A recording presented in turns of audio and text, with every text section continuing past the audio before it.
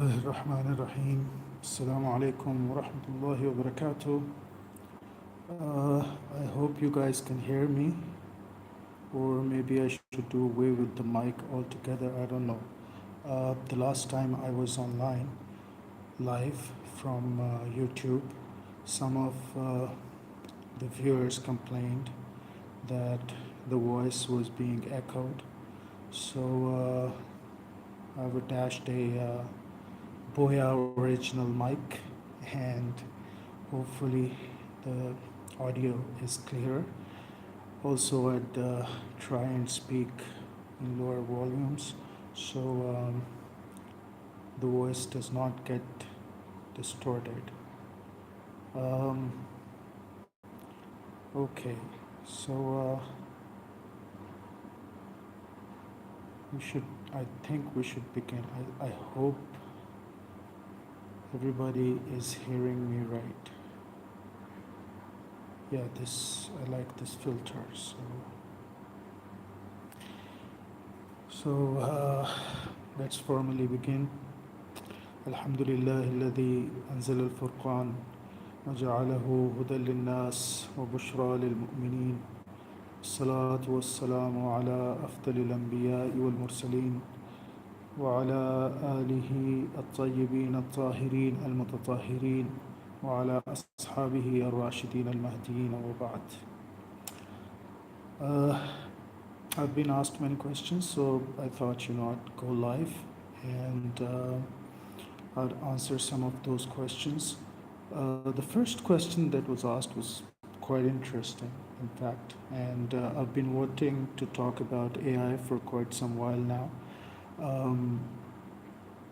ChatGPT, as you all know, has taken the world by storm, as it were, and a lot of my students, even, they've been making good use of this technology. Now, please be aware, don't fall a victim to plagiarism.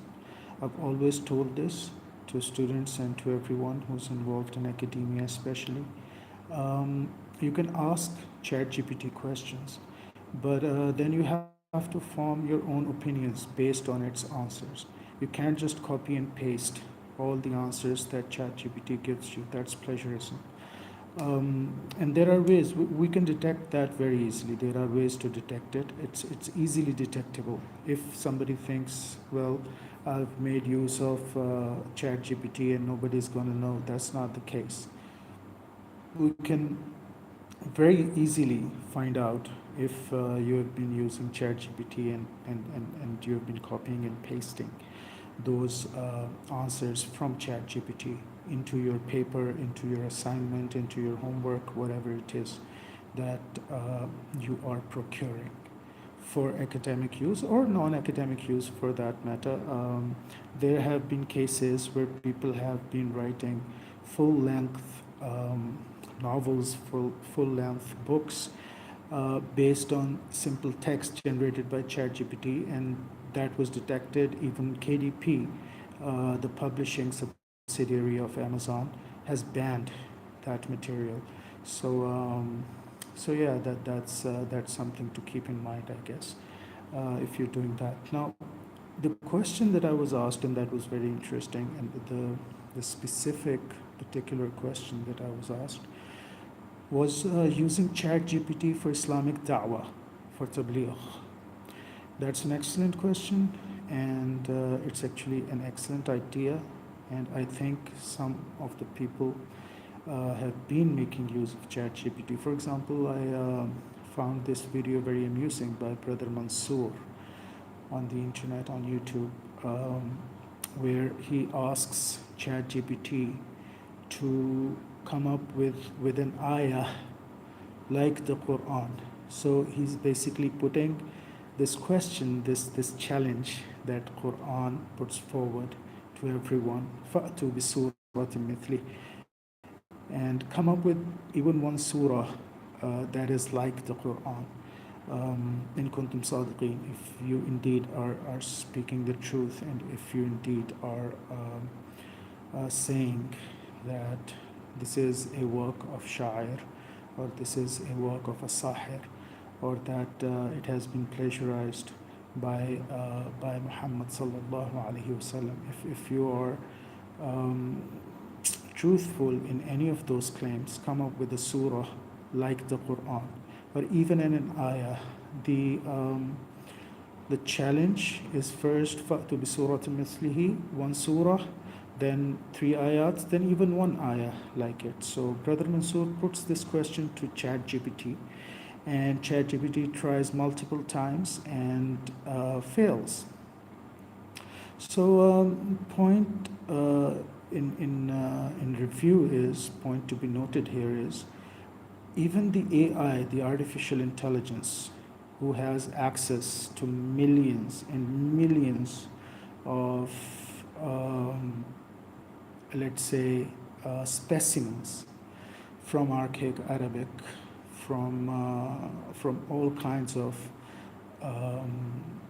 marvels, literary and otherwise, from around the globe, millions, if not trillions. Even that AI cannot form a single sentence like the Quran and fails this test. So it's a testimony to the greatness and miraculousness of Quranic language. ChatGPT can be used for da'wah in various other regards. For example,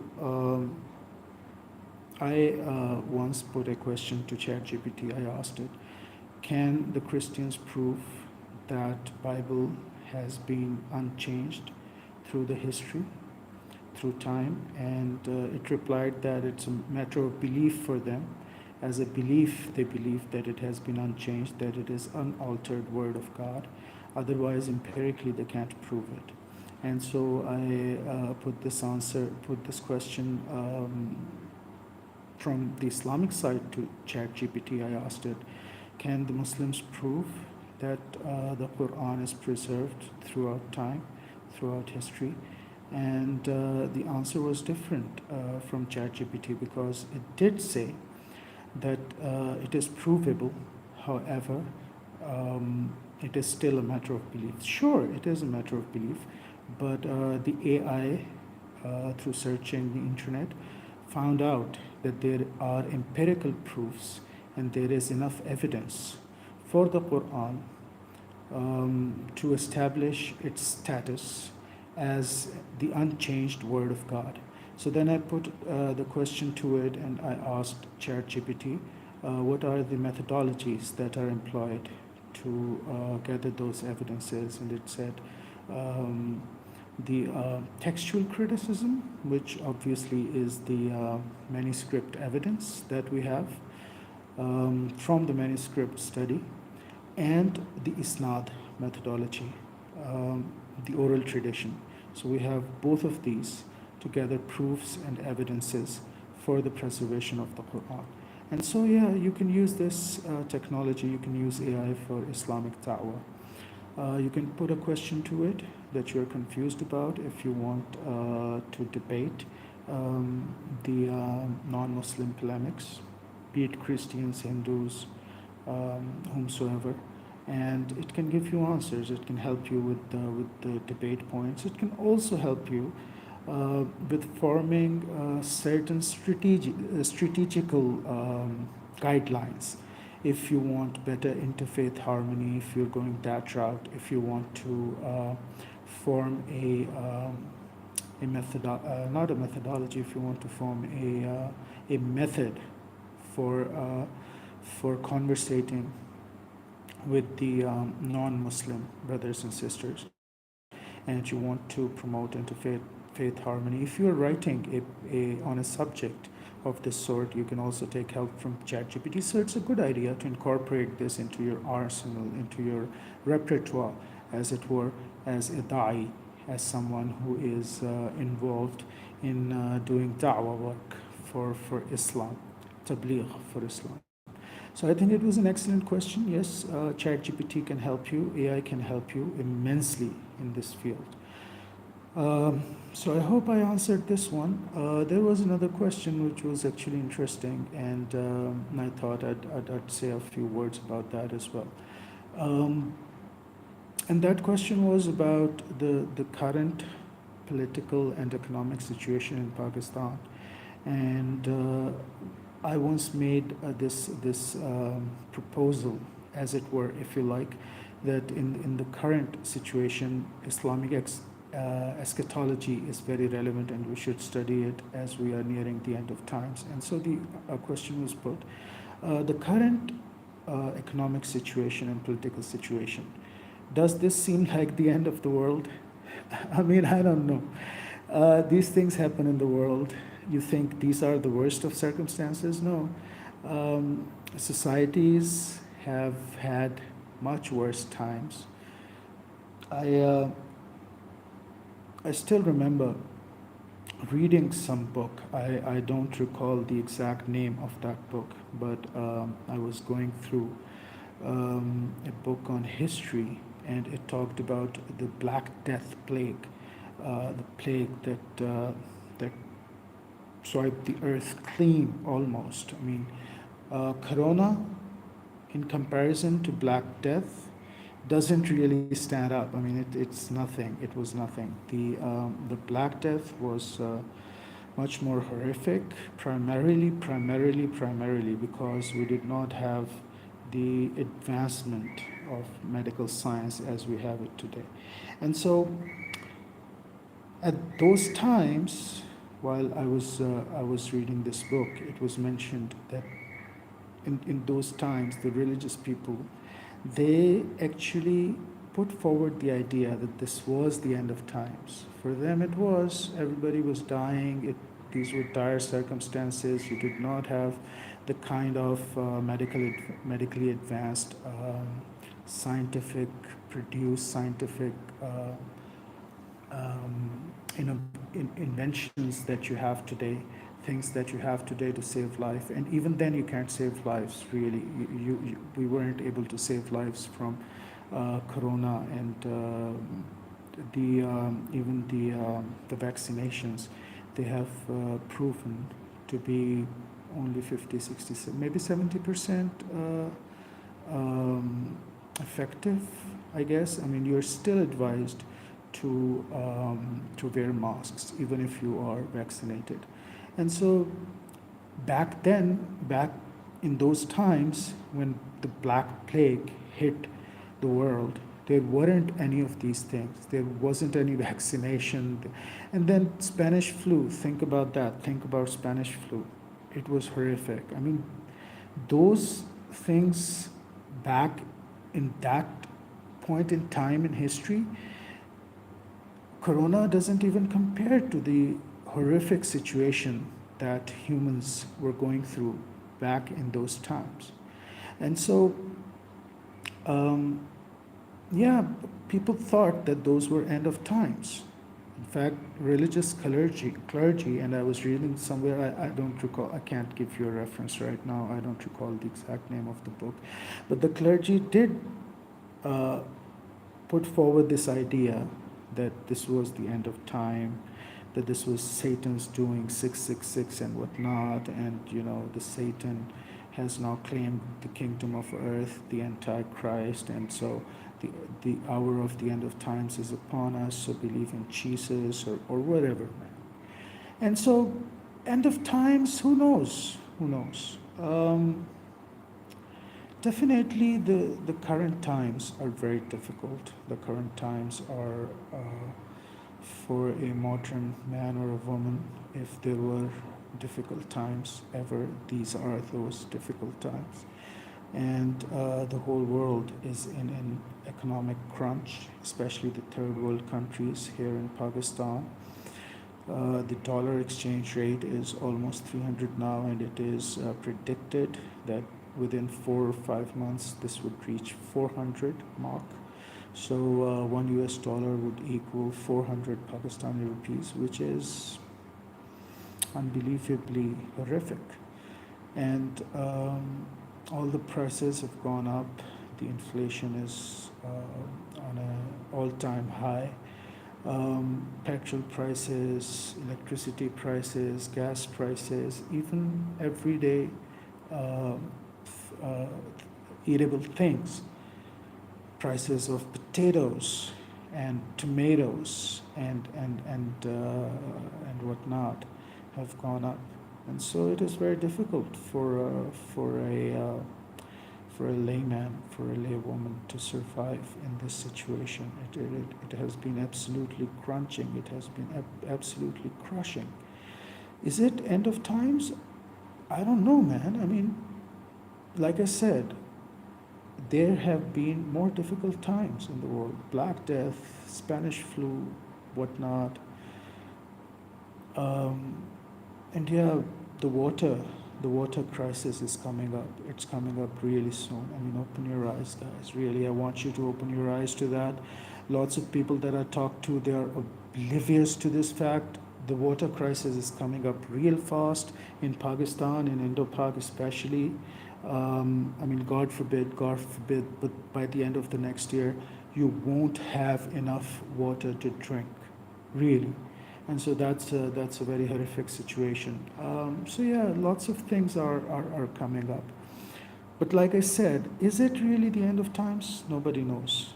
Only Allah has that knowledge. Um, what I said previously, when I said eschatology is very relevant, it has become extremely relevant in these times, the study of end of times and whatnot. That remark was based on the scientific study by Harvard students, and I have talked about this previously. I've talked about this multiple times previously.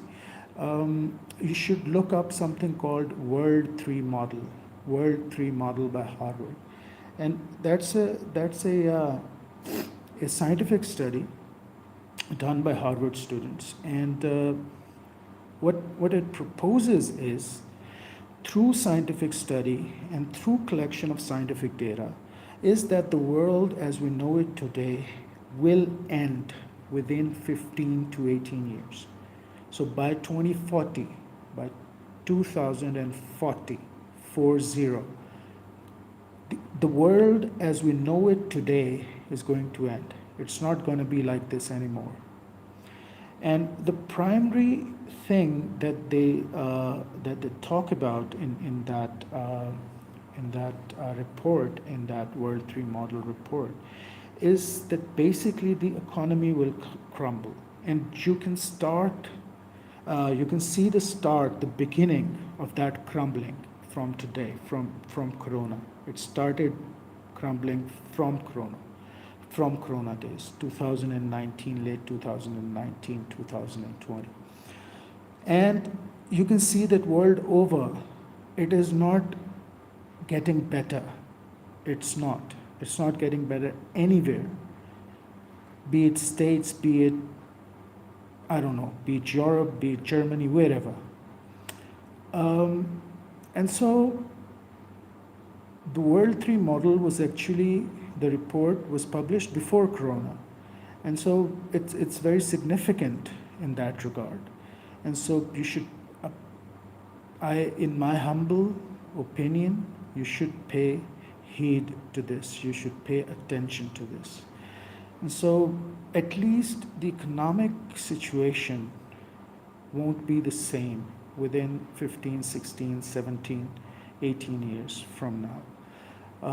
Probably your industrial side would crumble 100%. The ones who are rich will remain rich. They will keep on going, I guess, but that would be then a very few elite people, and the rest of the world will suffer. They will go back to agricultural age, I guess. That's the prediction, within 15 to 18, 20 years maybe.